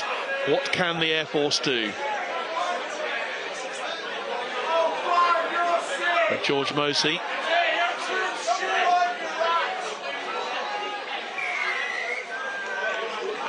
Penalty then to the Air Force. It was Jake Addison, who's also on as an interchange now. Presumably he's come on for Ben Miller, who's had to go off injured. Getting pretty important now for the Air Force. Yeah, this is a great opportunity for us now. We're pressured in, we've got the penalty, so it's given us easy territory, and we really have to pressure on this set of 6. As we approach the hour mark in this first inter-services game of 2022 for the senior men. Live here on Forces News Facebook and YouTube tonight. Already we've seen victories for the Air Force Academy and women today. You were with us live earlier on for the women's match. That was a really great match, 24-20 the final score in favour of the RAF women. And the RAF men, senior men, are on the attack now, looking to try and get something back in this game, just to give them a little bit of hope. Middleton, ball goes wide onto this right-hand side. That's a lovely run through from the number 3. And has the referee awarded the try? No, he hasn't. Well, I think Duke Tapoa thought he was over there, but brilliant covering tackling from the Navy just to keep him out once again. It's that sort of a night, unfortunately, from an RAF perspective tonight. Yeah, a really strong carry there, very well done by the Navy to hold him out. I say their defence has been magnificent this evening, as well as their attack, with 4 tries this evening for the Navy. But the RAF are not giving up yet, and they won't give up, I'm sure, until the very final whistle. And they're encamped now on the Navy line. Ball spread wide onto that left-hand side, into the fullback number 25 going through, Kieran Prescott, but he's held up on the line. Through number 12 this time, Connor Morris, again held up. Air Force running out of tackles here. They keep going. Morris again. Pressure stays on the Navy line. Defending so really well here on that kick, and they collect the ball, and the ball's right underneath the posts. Certainly the best period of pressure that the Air Force have had in this second half by a long shot, but they still are yet to penetrate. Yeah, strong finish there by the RAF, forcing out the goal line dropout.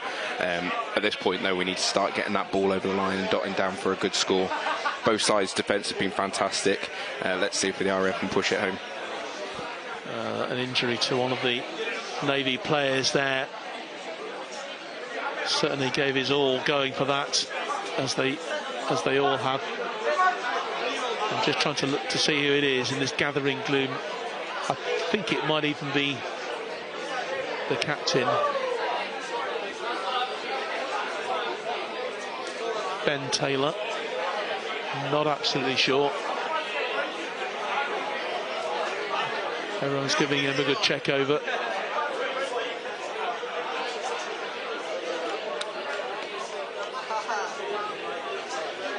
He seems to be okay. Check over.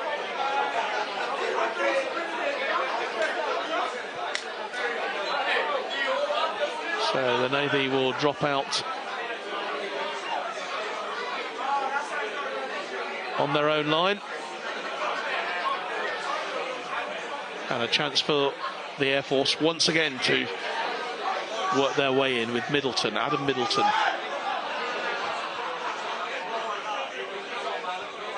Drive now from Addison. Middleton again. Approaching the 20 metres. Navy back into formation. Nice ball across from Bradley. For the interception, the referee very quickly in to sort out any kind of disagreements. It must be frustrating for the Air Force, because you've had some great possession in this game, Dan, but just not been allowed by the Navy to make the most of it. And it must be frustrating for the players when they've had, in the last few minutes, they've dominated possession. Yeah, absolutely. The Navy done really well to be hounding us into our area, making sure that when they do turn over possession, we're stuck in towards our own try line. However, in the past 5-10 minutes, we've really been pressuring into their line, and yet it's just another slight mistake that has caused us to turn over the ball at quite a crucial moment for us. Well, the referee having a few words with a couple of players, including the RAF's number 13, Liam Bradley. Temper's just getting a wee bit frayed, along with Sean Houghton, the Navy fullback.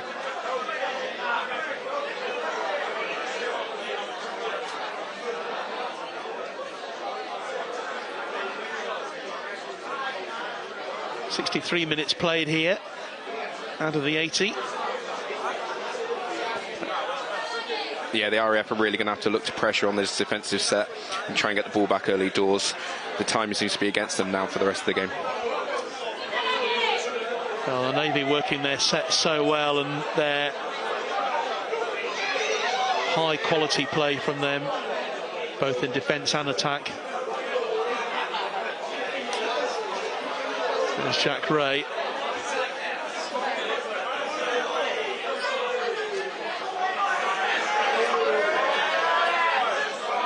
It takes 3 men to bring him down. Superb play from Johnny Griffiths. No quarter being given here. Bamford. And there's Lee Butler, the subject of a lot of media attention tonight on social media. The Navy have won the penalty, and Bamford is going to go for goal. At this stage, just giving his players a bit of a break, I think. Interesting, wasn't it? I mean, when the game came back after COVID, there were no scrums, and of course it made the game run much faster from a spectator's point of view. But I know from a player's point of view, they actually missed the breaks that a scrum actually gives you, doesn't it? And a chance to regroup. Yeah, it also frees up a lot of the space on the pitch and allows the outside backs to try and target some players and do a bit of one-on-one. The joys of having a scrum enables that area. The joys of not having a scrum means that there's a lot more men in the defensive line. I think we certainly noticed that last year when the RAF played the Army. Those 2 matches without scrums, it meant such a fast-flowing game. But you can't expect rugby players like this to, well, You can't expect rugby players like this to go without a break, but Daz Bamford is rolling back the years here with that magnificent penalty. Another 2 points goes on the board for the Royal Navy, and they now lead by 22 points to 0. I have to say, Dan, this is not a score that I expected tonight. I expected, it's been close in many ways, but in terms of the result, people will look back at this and think, well, a bit of a whitewash, but far from it. But, all credit to the Royal Navy here for the way they played. Yeah, absolutely. The Navy are taking their chances very well when they had them. As you say, both sides have been working really hard. Anyone watching the game will know that the score line doesn't flatter the Navy because they've worked hard for it. However, it's a bit of a sad one for the RAF that they haven't yet been able to get on the scoreboard. As I say, both sides working extremely hard. Defences have both been great for both sides. Just the Navy are just a bit more clinical today. And I'm sure that the Army are watching this very carefully, because the Army-Navy game takes place next Saturday. The 3 matches take place at Odsal next Saturday. We will be there for BFBS with live coverage of the women's game and the men's game next Saturday afternoon.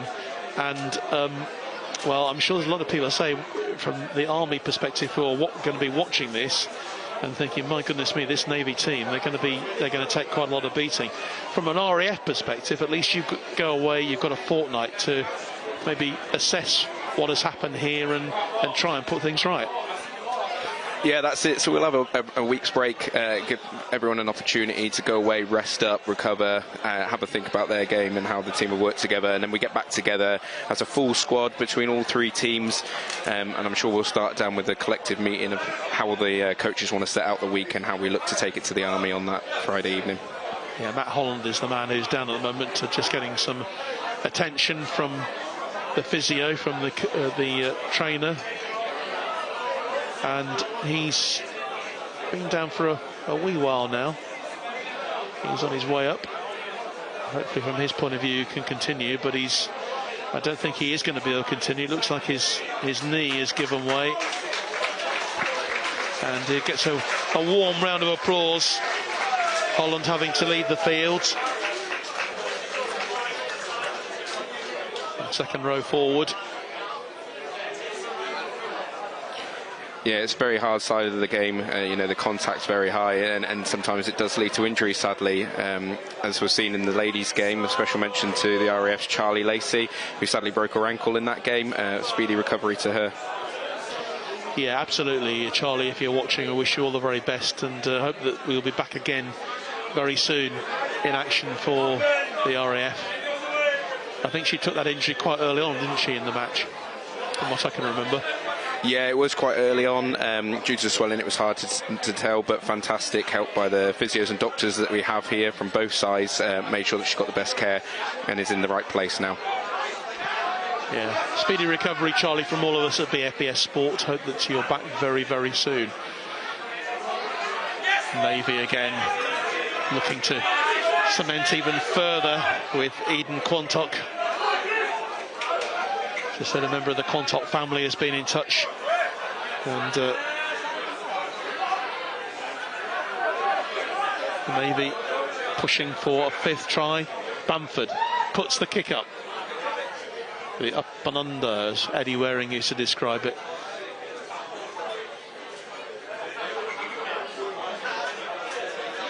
Air Force have it though, and they'll have another set of 6 to at least try and get themselves on the scoreboard before the end of the game, as they trail here going into the last 10 minutes of this match. Navy win it back, brilliantly won back for them. Opportunity with yeah, the RAF looked to be quite hard done by there in the contact area. It appeared to be a Navy rip with 2 tacklers in. However, obviously, the referee hasn't seen it that way, and it's play on for the Navy in good ball territory. Yeah, Mike Holdenby looking for any opportunity. Bamford. Oh, what a lovely twist and turn. Runs into trouble, though, in the end. So fleet of foot. Tilley. Out to the number 10, out to Griffiths. Tilley again, looking to add to his tally of tries already. Great drive forward from Duffy.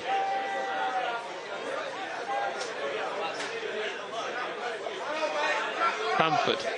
Lovely grubber kick forward. Who's going to be on it first? It's an RAF man who's on it first, but that was pretty tight. Yeah, Bamford once again pulling out all the tricks out of the bag this evening, showing just what he's capable of. Even at the age of 40, he's managing to show exactly what that mentality does for him. That's a conservative estimate, by the way, of his age. But he's actually rolling back the years here tonight, is Daz Bamford. And when you've got a player like that in your side with so much experience, but so much ability to control it, it's a massive help, isn't it, to any team? Yeah, absolutely. He just draws players onto him. Clearly, RAF are going to want to get into a player like that early doors. But what he does very nicely is he's there in all the attack setups, and then he moves himself out into quite a comfortable position to defend from, keeping himself fit and strong for when they do turn the ball over. Here's Bamford again. This time with Jack Ray.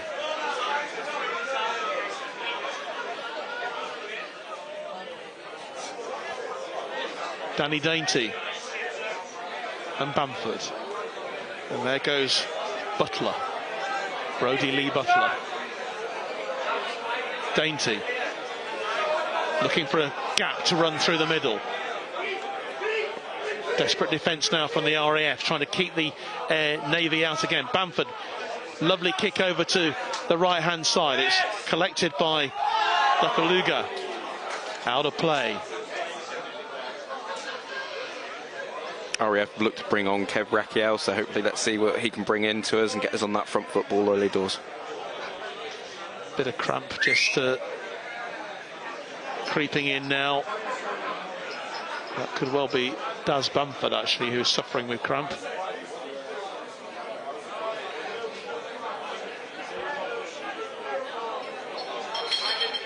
On the floor. Clearly just showing to everyone that he is human.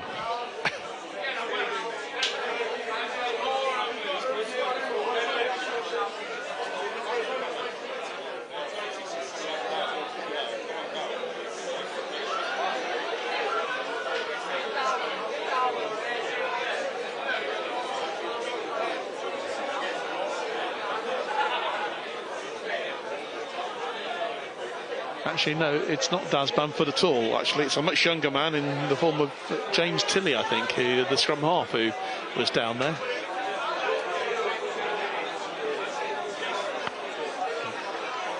Bamford just lets the ball do all the talking for him. RAF bringing it clear and hoping that they can pull themselves at least one score out of this. And they have won the penalty here, which they'll take quickly. Yeah, Kev Rakiel making his presence felt already. Very strong player for the RAF. One of those ones you want to keep fit throughout the game. Well, they'll be hoping that he can make a bit of a difference. As fullback Prescott makes some great ground with that penalty. Right onto the, just outside the 20 metres. Elliot Kerry there with that fantastic massive left boot of his, working it right into the Navy's territory, and now we see Liam Bradley controlling it for the next play. The referee's going to bring it back, and still the opportunity then for the Air Force. Here's Tapua. What can they produce here?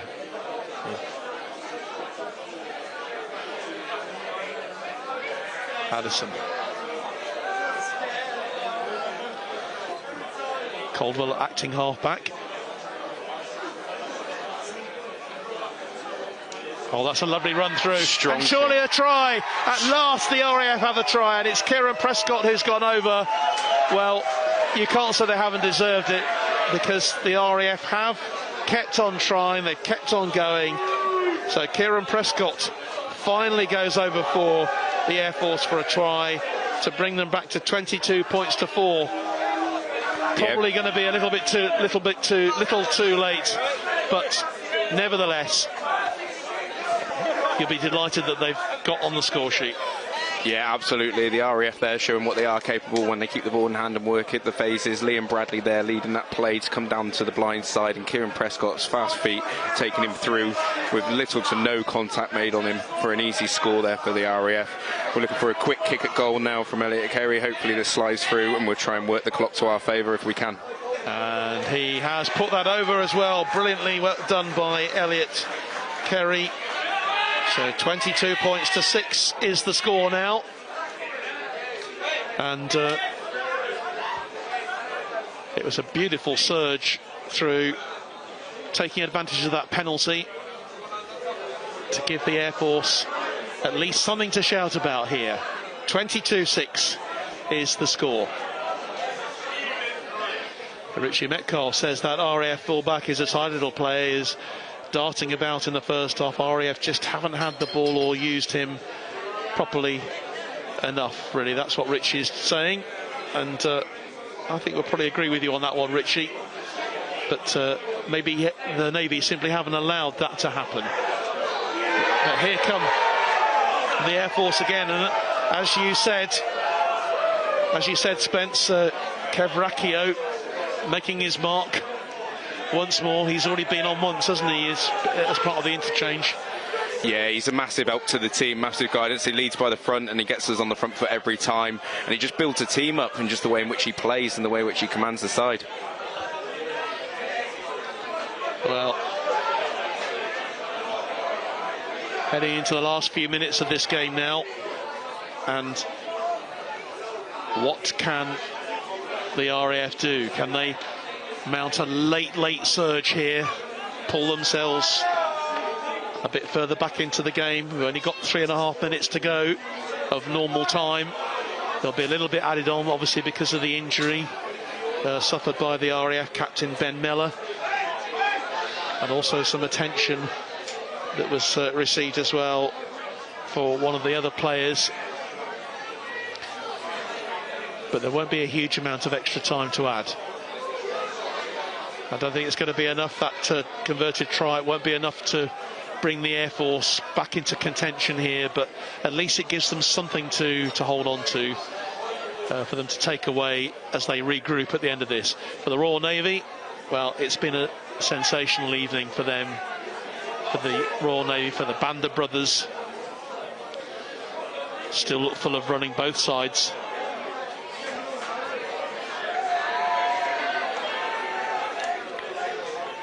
And there's a man gone down there again, and that looks a little bit to me like Captain Ben Taylor.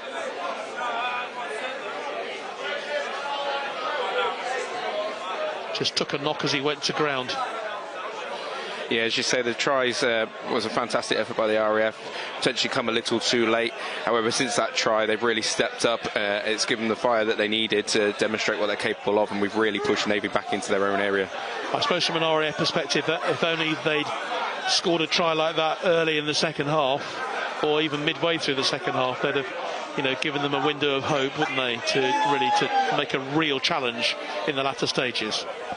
Yeah, absolutely. It's always one of those, once you get a good score on the board and the team gets behind you, it really spurs you on to keep going and pushing on to what's next. As I say, the Navy took their chance in the first half. The RAF haven't really seen enough of the ball to really show what they're capable of with such a strong side. But just that score alone just shows the capability we've had. Defensively, I think we've been fantastic. We've worked hard, and the drift defence has had to come into play quite often. But as I say, the Navy have just been clinical with Bamford. There'll be a certain amount of concern here now, because Ben Taylor has been on the floor for some time, and he doesn't look like moving too much too soon. I think it may be a shoulder. I wonder whether his shoulder's popped out.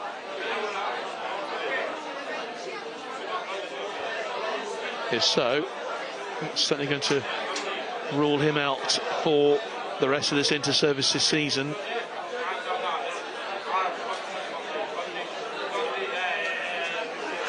Navy just asking how much longer to go. I think the referee,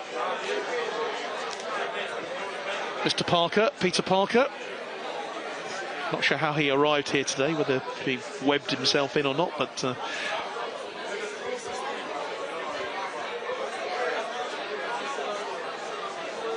In fact, the player who's down actually was not Ben Taylor. It looks like Brodie Lee Butler, who is having to leave the field. So Brodie Lee Butler has to go off. Not looking good for him, unfortunately, which is a sad way for him to have to end the evening, because he's made a really big impact on this match.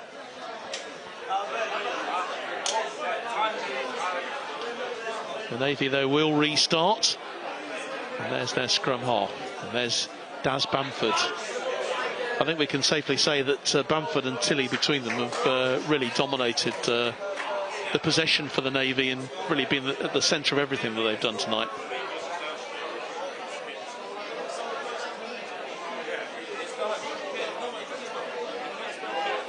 So we are now into the time that referee Parker wants to add on. Richie Metcalf says, give the old boy man of the match. I can't think who you mean.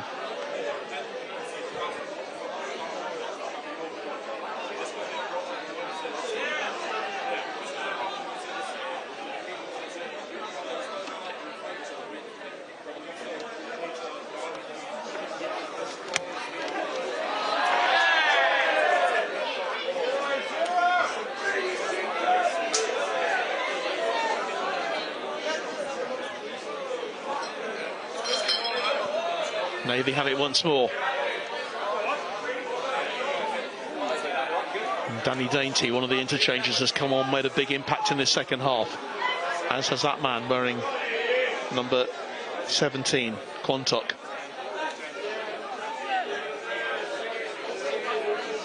That's the scrum half, that's Tilley.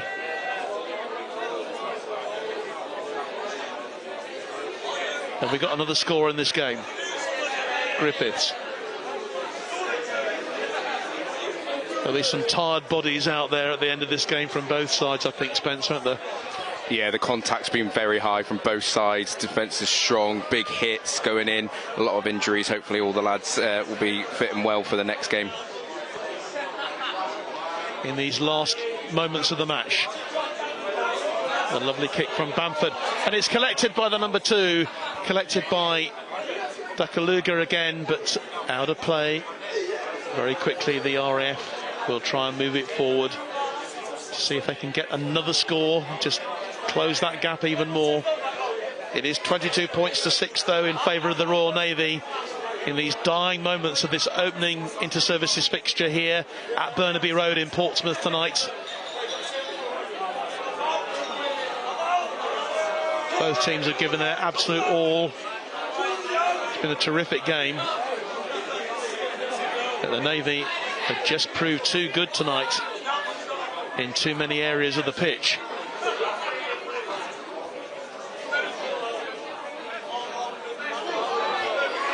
Ball flicked across, referee says that wasn't a forward pass, so the opportunity then for maybe them to for James Crabb.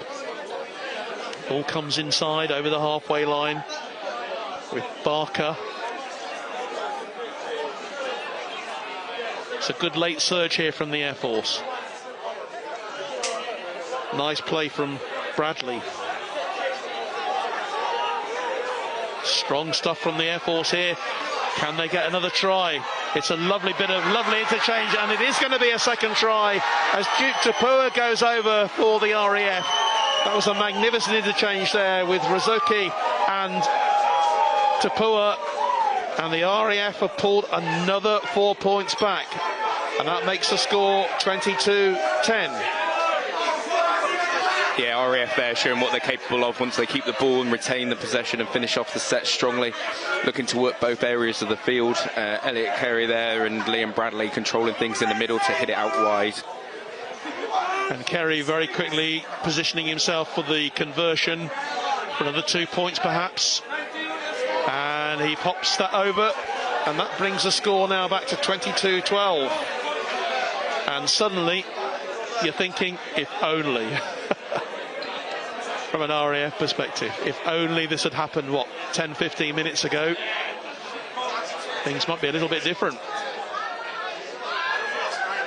And I don't think it's the Navy have dropped off, it's just that the RAF have just found their way, haven't they? They just found their rhythm in these last few minutes. Yeah, absolutely. It just appears that the first score was what was needed to really set the fire alight under the RAF boys. Some fresh legs came on, really started to guide us around the park. As I say, the likes of Kev Racchio and Josh Caldwell coming in as acting half allowed the likes of Liam Bradley to be freed up at halfback. Well, we are into the last few moments then of this game. The Navy still have the lead, 22-12. It's a much more respectable looking score now than it was just 5 minutes or so ago. And at 22-0, the Navy were coasting.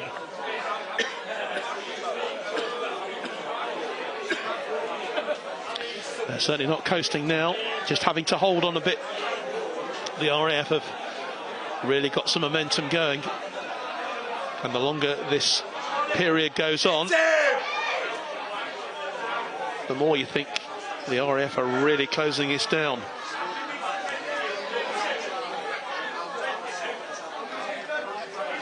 Here's Roberts, Sam Roberts. And again, he finds Middleton. Again out here to the right. Opportunity for these RAF backs, but it was a forward pass, was it? And so it'll be a scrum.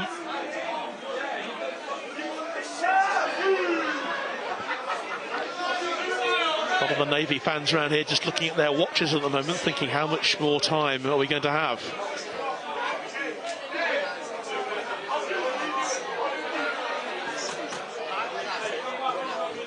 Well, we hope to get some instant reactions on the pitch at the end of the game. And of course, the Dogwatch Trophy is what's on offer this evening. The Dogwatch Trophy goes back through Navy history. I think it all revolves around a watch that ran from 4 until 8 for a Navy ship. And quite often the Dogwatch Trophy was played in various sports between various ships. If they were in port together, they might have a game of rugby or a game of football, and whoever won that game would collect the Dogwatch Trophy, which would then switch to the next one. But that's what's on offer tonight. The Dogwatch Trophy is what's going to be presented here. And it'll be very interesting to hear as well who the Player of the Match awards go to, because all of these players have given a terrific amount tonight to give us a marvellous game. And 3 terrific matches we've enjoyed here. From 2 o'clock this afternoon, when we had the academy game at 4 o'clock, just after 4 o'clock we had the women's match, and this game here now in Dartmouth in September on this autumn equinox evening. And that's a brilliant kick downfield, putting the RAF or the Navy under pressure. And you might start getting a bit excited, Spence, if the RAF get another try.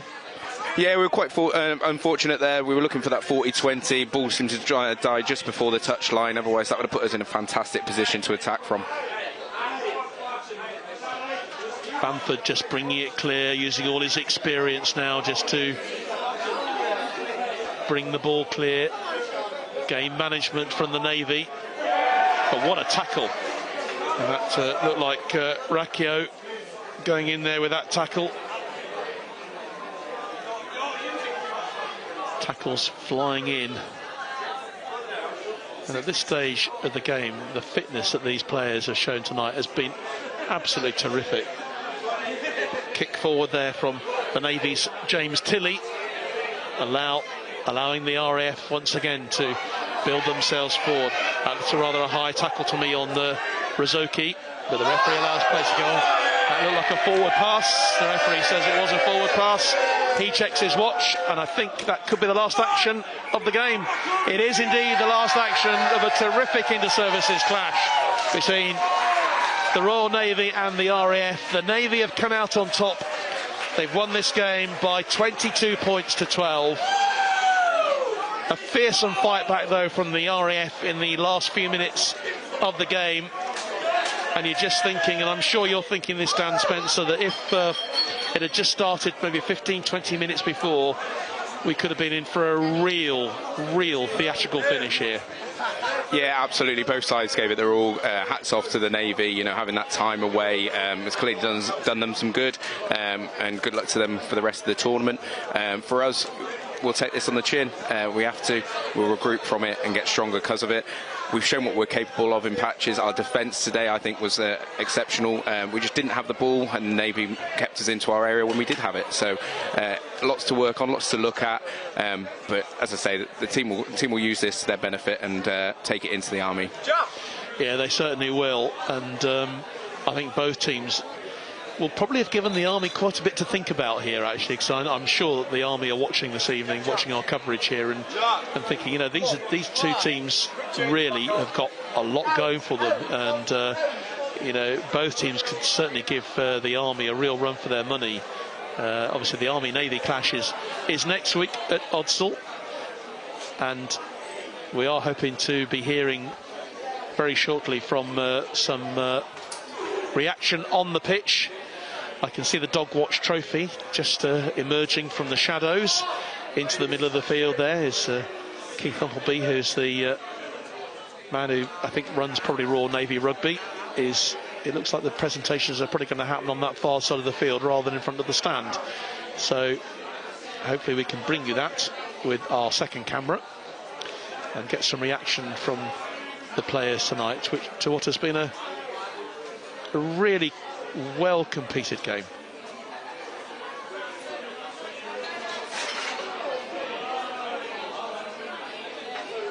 What do you think that Gary Dunn will take from this game in the end then? I mean, that fight back at the end will certainly have given him plenty of, you know, positives to think about.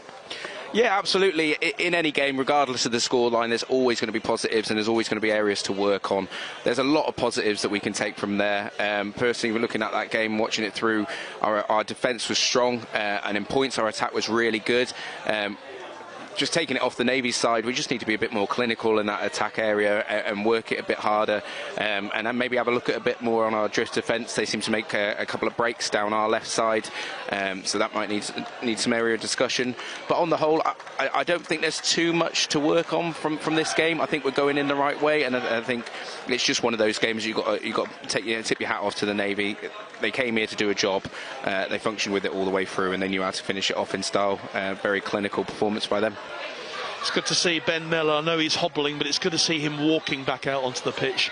Looks like quite a nasty injury he's taken there, and he'll have to be a doubt, presumably, for the Army game in a fortnight's time. And that'll be a real blow, won't it, for the RAF? But you know, injuries are part and parcel of the game. Yeah, absolutely. The benefits we've got in the military side is we've got quite a few decent players that we can call upon and bring in. It will be a massive loss, don't get me wrong, but there are players there that can step into that shirt and do a job for us. And there's lads that are on the bench there that have come on and really shown what they're worth. So I think it's given Gary Dunn a lot to think about in the weeks to come. Looks like we're going to have the presentations made in a few minutes. I think that we'll be talking, I'm sure we'll be talking to Ben Taylor very shortly, the victorious Royal Navy captain, and maybe we'll talk to Ben Miller as well, just shaking hands with the officials who officiated brilliantly today. And I think, you know, hats off to all three of them, to Pete Parker, Paul Greenwood, and also to Pete Smith. Pete, who actually has officiated in all three matches today, and that takes a huge amount of fitness, because you know you've got to be pretty fit to officiate in a rugby league game. Yeah, absolutely. He was in the middle of the park for the academy game, and then on the sideline for the next two. And regardless of where he's positioned on the park, the ability to guide three hefty games like that at the level and standing in which they were all played is no mean feat. Well, the players are now just gathering round now for the presentations of the man of the match. And I'm not sure if our microphones can pick up the what's being said. There's obviously praise from the senior VIPs here who are here tonight about the match. It was a credit to both teams and credit to both services.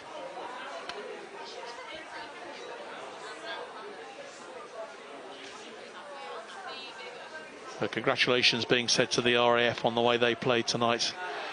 I presume that must be Vice Admiral Marshall who is doing that.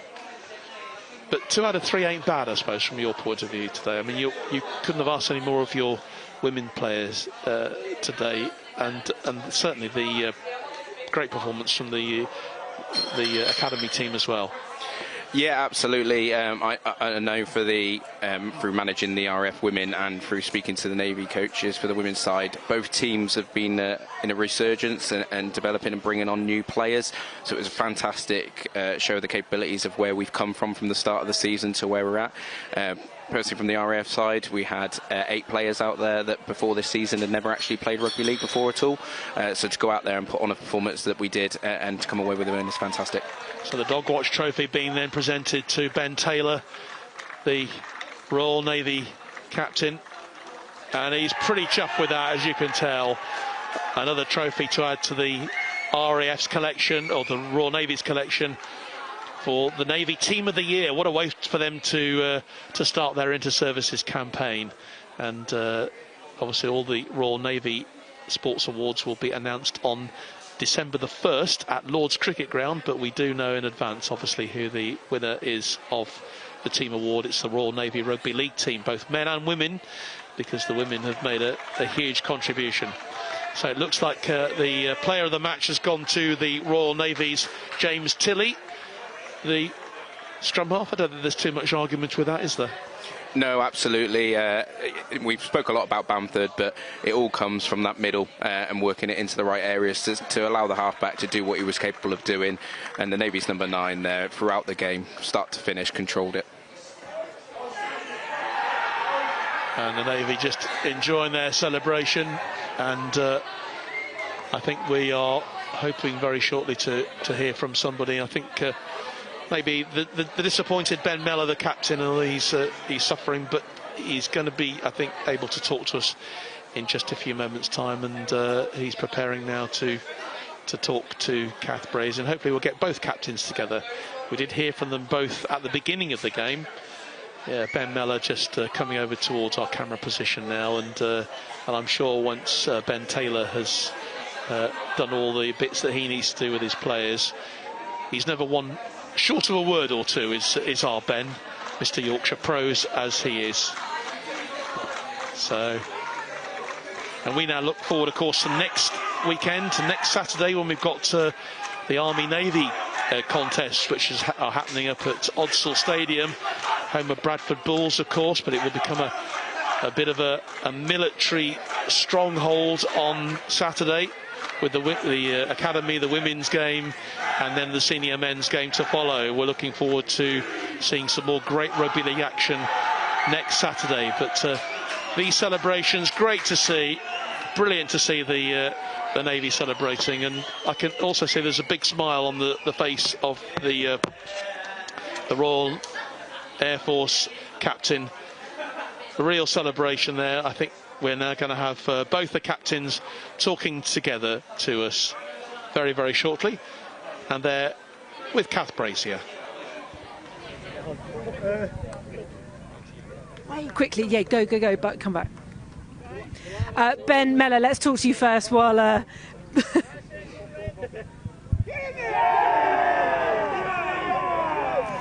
Ben Mellor, losing captain of the RAF. We're just waiting for the other Ben to join us, which I know you're friends really, but a difficult time to talk. You got it right in the end, but what do you think you were missing in the first half there, Ben? Just a slow start and then discipline. We give them a bit much, and then their first couple of tries was probably from us helping them get down the field. And we got going, or we just couldn't finish things. I think it was a good battle in the middles, and I think Buck will agree with that. And then I think we just weren't tight enough on the edges and give them a little bit too much discipline-wise, and they were just a bit too far away. Ben, I mean, quite a stunning first half for you guys, really. You must have been quite confident getting so far ahead. Do you agree with what he says? You know, it was a battle in any way. Yeah, well, it's evident with how many walking wounded we've got that it were a big battle in middle. We just executed well in that first half. We played to our systems, finished in great areas at field, and then points come. So, you know, couldn't really have played too much better for the first half, and then you come back and gives a bit of a scare coming back, but obviously held off. So. Yeah, I mean, it was a little bit of a scare, and we really saw what the RAF can produce. So I assume that'll be what you'll go back to the guys with, and what you can use against the Army. Yeah, hopefully. Like, we got there in the end, and we had a good week this week, and just didn't execute well today. So hopefully, go away, lick our wounds a little bit, and then we can come back and fix things up against the Army. That's a good thing. We've got another game and a little week off to fix it up in the middle. So. You're both a little bit walking wounded. Tell us, are you all right, Ben? What did you suffer? Just hamstring tear. Yeah, I think showing my age now, but yeah. And I don't think me and Buck either of us finished the game. So yeah, but hopefully we'll see. We'll see. Next few days will tell. So okay. Yeah. Thanks very much. But just one final word from you. It was a pretty resounding performance for the Royal Navy until the last sort of 10 minutes. But you're proud of your boys and confident going into the next round. Yeah, very much so. That's it. Job's on the earth done today. So yeah, we'll take a bit of confidence going into Army next Saturday at Odsal. So yeah, look forward to that. Okay, well, we really look forward to both those games against the Army. Best of luck to both of you. Back to John Knighton. Well, thanks very much indeed, and great to hear from both of the captains there on what was a terrific game of rugby league. I could just confirm the result. 22 points to 12, the result, a win for the Royal Navy against the RAF.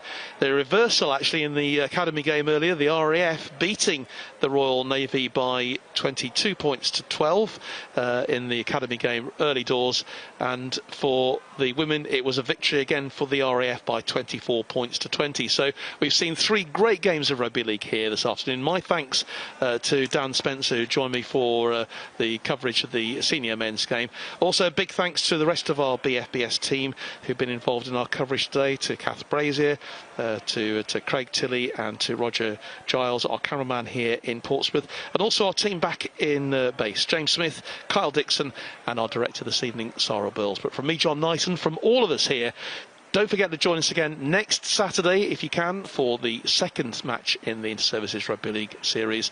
But from all of us here in Portsmouth and back home in our headquarters, from me, John Knighton, a very good night to you. Well, this is the ramp that the F-35 fast jets take off from. All the action on the exercise is taking place just a couple of hours' drive from where Estonia has her border with Russia. It can take up to 10 hours to clean and polish all of the kit needed for both horse and rider. How much cold, hard cash governments are going to be prepared to spend on defence and the increasingly simulated military training that comes with it.